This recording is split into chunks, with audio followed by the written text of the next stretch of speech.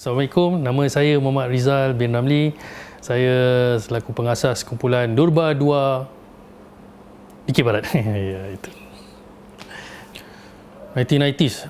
Dikir Barat 1990s Oh. Ramai Ramai dari segi penonton, ramai dari segi aktivis Dikir Barat 1990s. I think during that time Dikir Barat ni macam a thing to do lah. Kalau kau main Dikir Barat tu kira kau happening lah. Betul. Macam itu. 1990s. Okay, personally aku mula Dikir Barat ikut abang aku.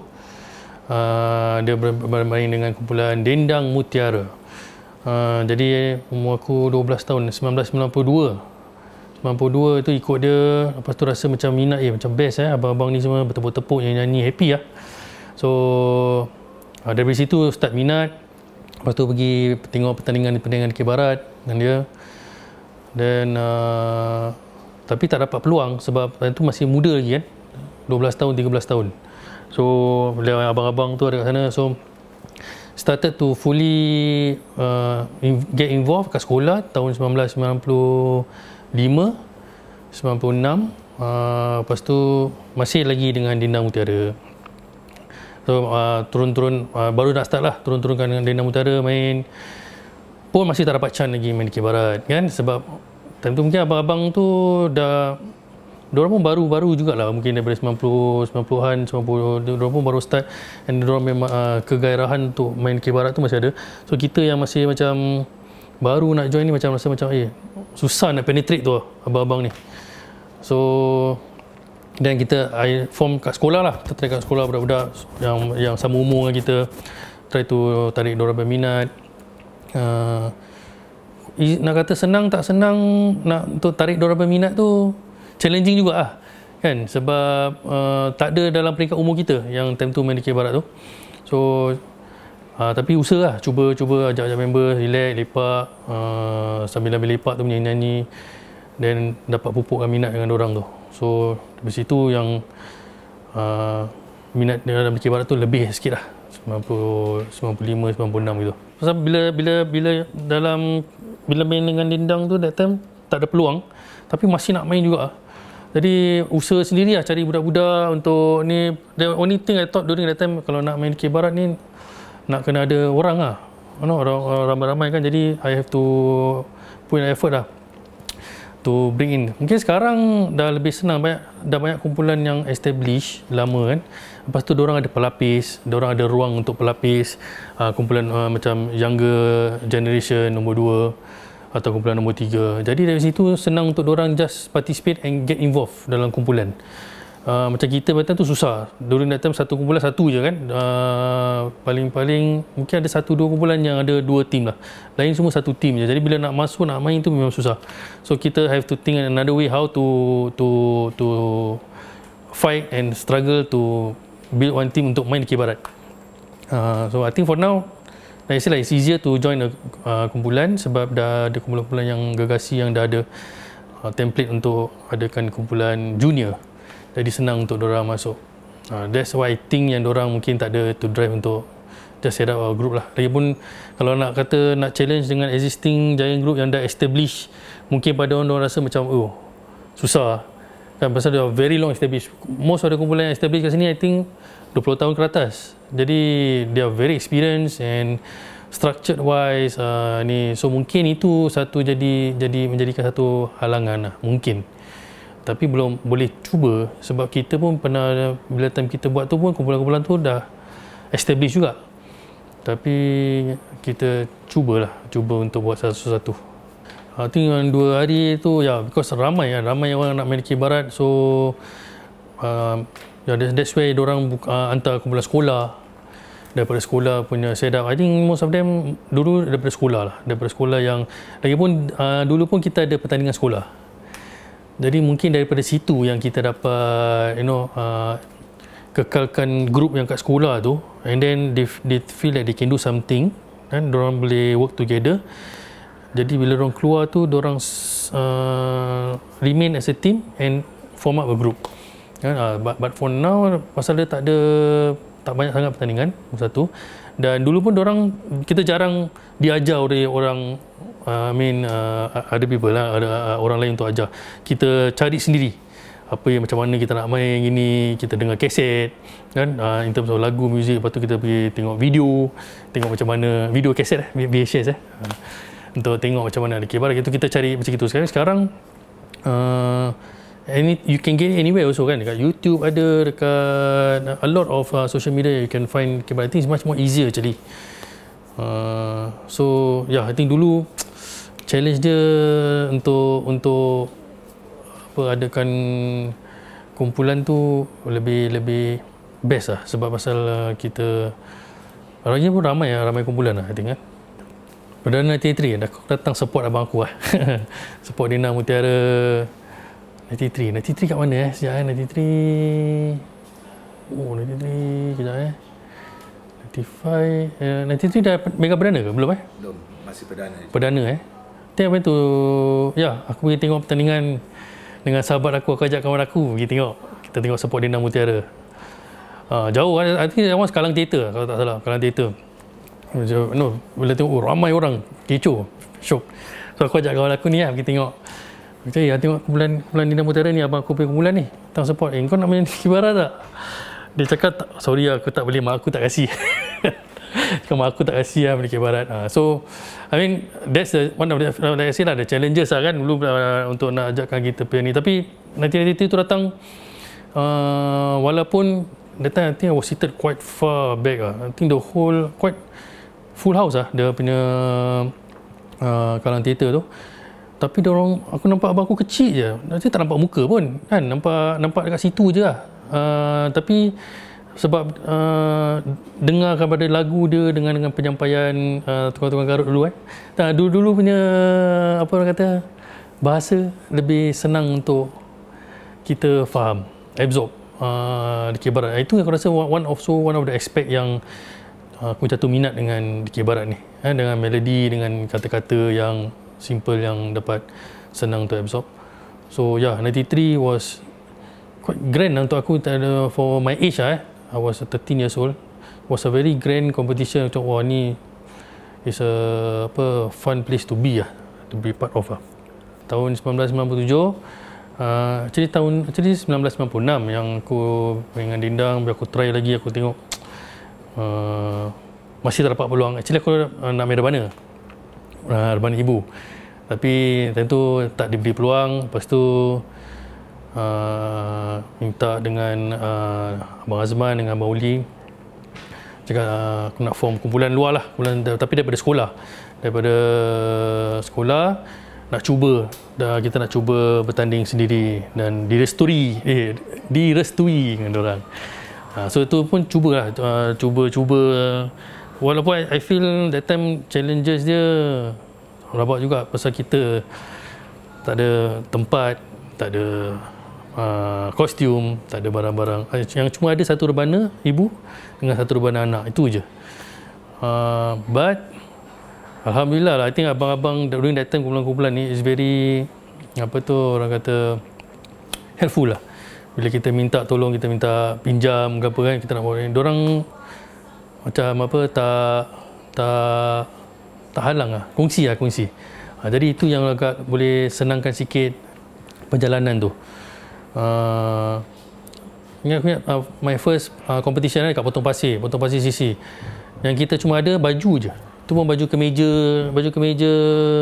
batik-batik Singapore Airlines tapi warna putih baju je. Seluar kita pinjam kumpulan ni, rebana gong kita pinjam kumpulan ni, maracas kita pinjam ni, and they were helpful lah, kita pinjam. Dan kita dapat perform. Sekiranya kalau tidak diberi benda-benda tu, memang tak dapat main dikir barat lah kan. So yeah, that was a struggle. But now I think it's easier. Sekarang kita senang untuk dapat barang-barang ni, order online dah boleh datang satu set penuh boleh datang, baju-baju semua. Dulu memang susah kalau nak beli barang-barang ni, nak kena naik sendiri. We have to go up to Kelantan untuk beli, cari sendiri. First Mega Perdana I think the saringan was done at Tampines East, Tampines Outdoor. is it Tampines East yang Cone tu, is it outdoor. So tu kira first time pertandingan national. Lepas tu then kita pun I went to taklimat tapi tak berapa clear pasal tak faham lagi, masih first time kan, tak ada bimbingan, tak ada apa. So sama juga, masih barang-barang pinjam lagi, baju dengan seluar ni apa. So pertandingan it's a 2-day competition, Mega Perdana 1997, saringan 2 days competition, Saturday dengan Sunday. I arrive on Sunday. Lepas tu bila sampai buat registration tu, check sekali dia kata kumpulan 2x2 korang patut main on Saturday, the day before. Saya cakap, the day before? Betul ke bang? Betul. Check lagi bang, betul lah, saya ingat Sunday pun gini. Saya check, tak betul lah. So then I turn around and see my guys kan, diorang tak tahu lah ni, only there was me ni. Saya tengok diorang macam, alamak, budak-budak ni dah lah berlatih. Walaupun kita tak kita tahu yang kita tak boleh, kira it was just a try out first time kan, tahulah kita tak boleh menang, tapi diorang dah kegigihan berlatih tu kan, macam rasa macam kesian pula. So what I did was, I remember I spoke to Abang Yan. Ya Abang Yan, tak tolong lah, selitkan kat mana-mana, break ke pun tak apa, kasi kita main aja, just kita perform aja. Habis dia cakap, tapi korang tak akan dinilai tau. Cakap tak kisah, pasal budak-budak saya dah latih lah. So I'm quite thankful to Bayan that time. Dia macam, okay tak apa, nanti korang ready. Saya cakap, actually belum ready lah sebab kita report siang lagi. So performance kita lagi 2 jam. Tapi dia kata, okay kalau korang nak perform juga, lagi setengah jam kita perform. Saya cakap, setengah jam Saya okay lah. So I turn around, talk to my guys. Tapi I didn't tell them that we are not going to be di markah lah kan, dinilai.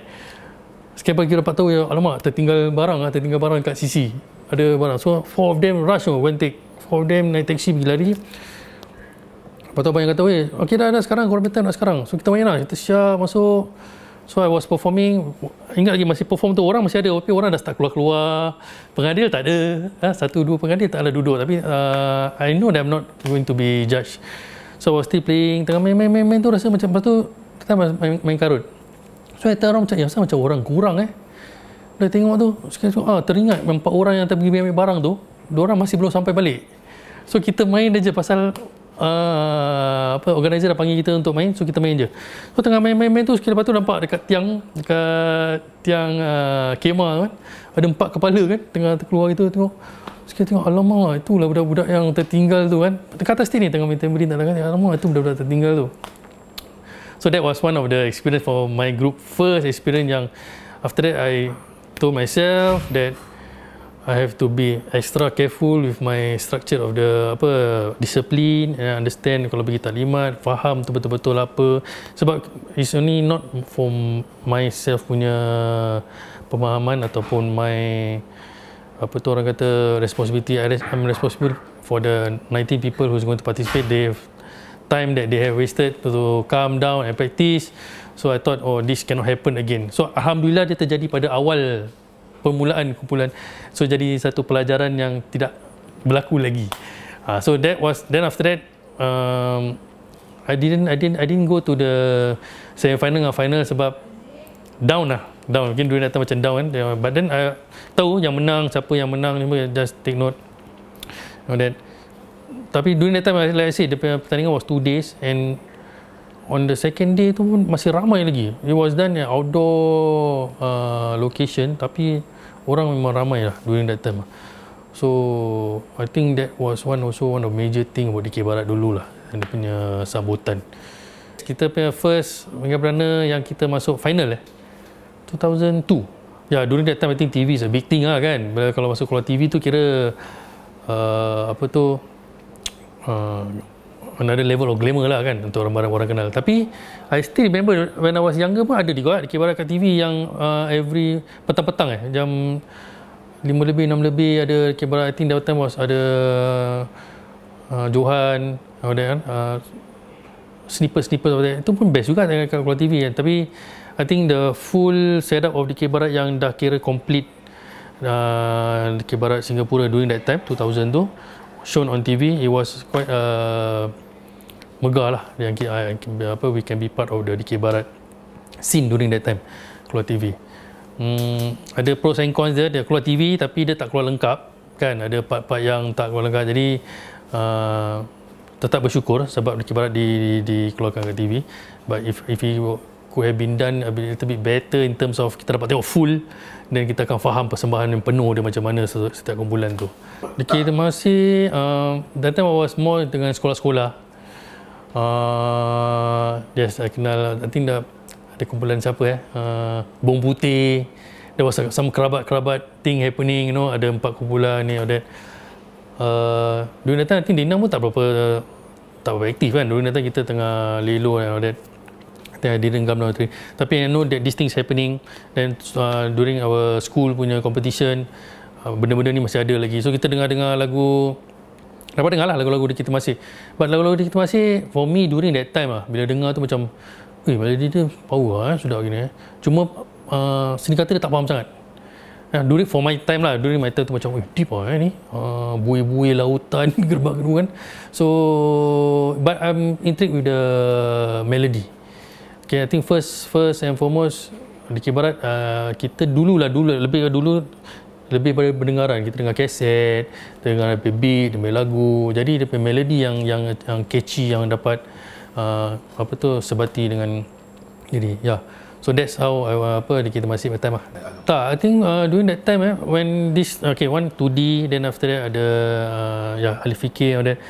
I find that they have used Dikir Barat punya platform as orang punya basic knowledge of music or what, and then when they bring over to orang punya set up for orang punya lagu-lagu ke apa-apa, ada sikit-sikit punya orang kata persamaan lah. Kira mungkin pemahaman orang daripada situ orang gunakan, lepas tu orang perbaiki. So from there I think a lot of our Dikir Baratis yang later part also, banyak daripada Dikir Baratis yang explore to singing, to hosting, to acting. I think dia terbalik. Bila dulu I think mula-mula Dikir Barat start dengan artis, lepas tu start Dikir Barat. Dulu lah I think bukan kata macam Abang Khairuddin, Suami Yusof, understand dorang Dikir Barat, lepas tu orang kenal. Tapi bila time ini kebanyakan yang dilahirkan daripada Dikir Barat kan. Some of them are proud to say they are Dikir Baratis, some of them tak tahu yang diorang daripada Dikir Barat, tapi they get the basics from Dikir Barat. I think in terms of maybe songwriting or interaction. 2000 to 2010 Dikir Barat was also still masih kata it was going down a bit in terms of group of numbers, numbers of groups kan, tapi Dikir Barat is still active lah. I think kalau boleh katakan sebulan 2 bulan sekali ada competition kan, masih ada lagi. So the challenging part during that time kan, Dikir Barat kat situ dah orang kata identity dia dah berubah-ubah. Bila kita masuk pertandingan ni, organizer minta macam ni, lepas tu kita masuk pertandingan ni, organizer minta macam ni. Of course kita sebagai aktivis kita akan ikut lah apa organizer nak main. Ada kumpulan yang inginkan kekalkan identiti sendiri, diorang akan just maintain cara diorang main. Ada kumpulan yang fleksibel dengan organizers punya kriteria, they will follow. But it keeps on changing. I think evolve. At certain point rasa macam I sendiri sebagai aktivis, because I learn Dikir Barat from my Dindam Utara, then I do my own research to go up to Kelantan and understand Dikir Barat and all that. My peers lah, Habib Azam and all that.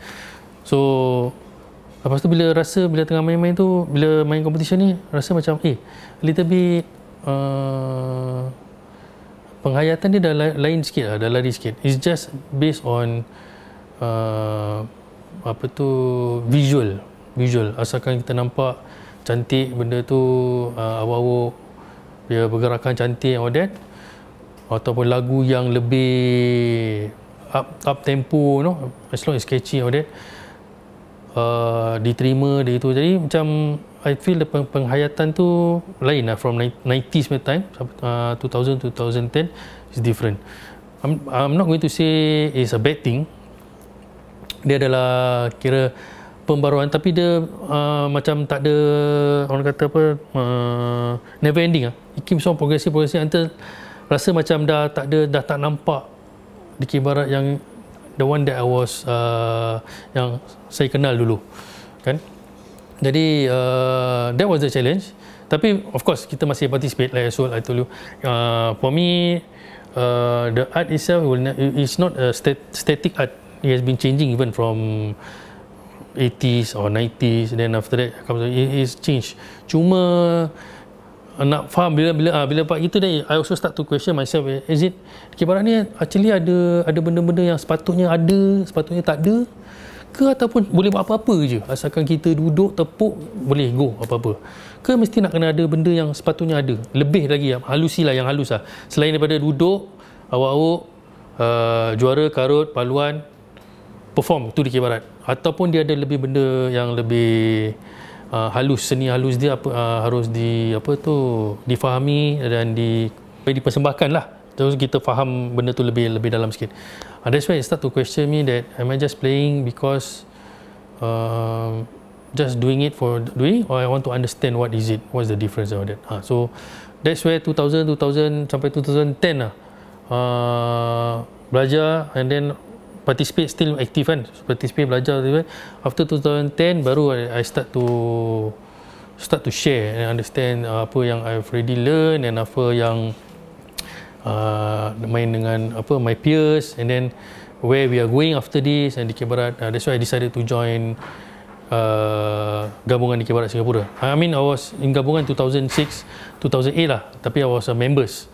I get to I think as early as 2004 pun ada time Hussein, yes, Hussein, and then that time Khairuddin, was a member, so I get to faham apa yang berlaku kat dalam tu.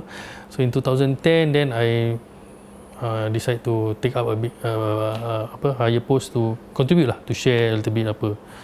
Okay, let's say progress. Of course we have definitely progress lah. Definitely we have progress from when I start Dikir Barat until now. We have progressed a lot. We have done a lot. I've seen a lot of changes also. To the extreme, to the extreme Dikir Barat yang kadang-kadang nampak tak macam Dikir Barat, tapi orang kata Dikir Barat. Then ada yang basicnya. To me, progress, we have to see. This is my personal opinion. We have to see what kind of progress we are talking about. For me, the progress is understanding the art itself. Okay, because every art ada diorang punya fundamentals, diorang punya basics. So, do we know what the art that we are playing, yang kita main tu, kita faham tak apa yang kita main tu? Apakah seni Dikir Barat tu? Kenapa kita adakan seni Dikir Barat tu? Yang aku fahamkan Dikir Barat ni, dia adalah seni untuk masyarakat lah kan. Lebih kepada orang-orang masyarakat, that means normal, people. So from there aku fahamkan daripada seni kata dia. Kalau dia untuk masyarakat, seni kata dia, kenapa kita punya seni kata very high? I'm not saying that we shouldn't be poetic lah, tapi tak kena dengan seni ni, sebab seni ni lebih untuk masyarakat. So is that a progress, or is it a progress? Because yes, we progress in terms of seni kata. Kita dapat keluarkan penulis-penulis, kita dapat keluarkan guru-guru ataupun yang minat dengan bahasa.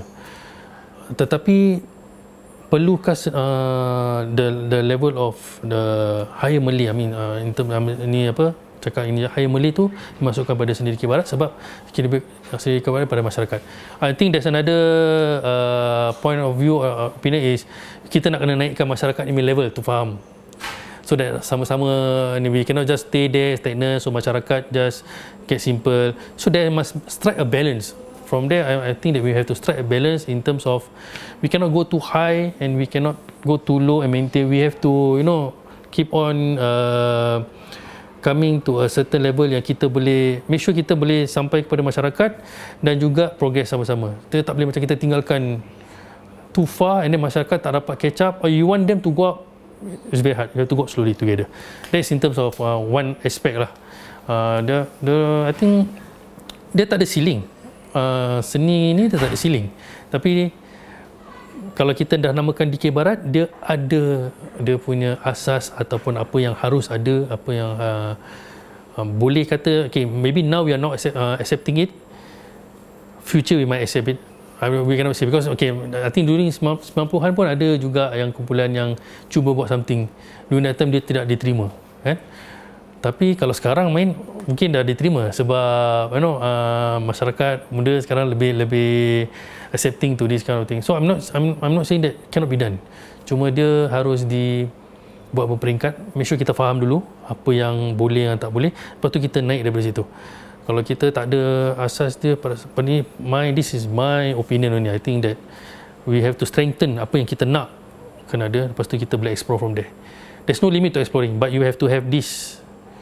You cannot just explore and then you say, without this also, I still Dikir Barat. Then, to me, it doesn't make sense lah. I think COVID period quite affect yang kita lah. Sebab seni kita ni lebih kepada seni interaction dengan audience. I think we have seen some online activity, pertandingan Dikir Barat gini. Tapi dia punya, apa tu orang kata, kurang lah. Okay, mungkin beza daripada apa yang kita pernah lalui kan. Tapi harus diadakan sebab jadi kita tak lost touch dengan seni tu. Cuma I feel there are certain things that benda ni harus ada, baru benda ni boleh berlaku. Baru seni ni baru boleh efektif lah kira. Boleh kita boleh buat cara online ni, tapi kurang lah dia punya, macam enggak. So I think there are certain things yang if it cannot be done right, to me personally, cannot be done right, better don't do it at all. Sebab then after that you are just taking bits and pieces of it, then you feel like, just because you want to have it, then you just do it, then you don't have the satisfaction of performing personally. But like I say, pun nak kena ada buat sesuatu juga. So nak kena strike a balance lah. Nak strike a balance whether benda ni macam mana kita nak buat. I think that's the difficult question of how we want to progress and continue. I'm not saying that we should stop Dikir Barat. Kan, jangan buat apa-apa. Kita buat, tapi macam mana kita boleh perbaiki? I think that's a challenge lah. It's a very very big challenge. So far yang pertandingan-pertandingan yang nampak kat online, persembahan kat online tu, ciri-ciri Dikir Barat ada lagi, alhamdulillah. So hopefully doesn't go until sampai kita dah tak nampak ciri-ciri Dikir Barat dia lah. I think during this time actually is to strengthen kita punya community, Dikir Barat punya community. I will take this as a period. I think kalau ada business term when the economy is not right, you go for pergi belajar kan, pergi belajar balik, go and strengthen your foundations and all that. So kita essentially during this time, the community, we should have restructuring, mengkuatkan kita punya asas-asas apa yang kita, bila the time is okay to perform back Dikir Barat, we are all ready with a better structure, rather than we just now during this time we just kita macam buat dulu lah, nanti bila nanti dah buka baru kita start again, then after that we are not. So during this time actually we should be having workshops, having what do you call it, talks to discuss. I think it was done during the early time, bila time COVID tu baru-baru kan, I nampak, I think yourself ada buat perkongsian dekat online kan, tentang Dikir Barat. I also try to bring my peers to join and try to do. But then we thought it was going to be a short time je, jadi tu, tapi sekarang panjang sangat. Lepas tu terus kita stop lama sangat ni kan, tak ada apa. So yeah, so I think we are going to open up soon.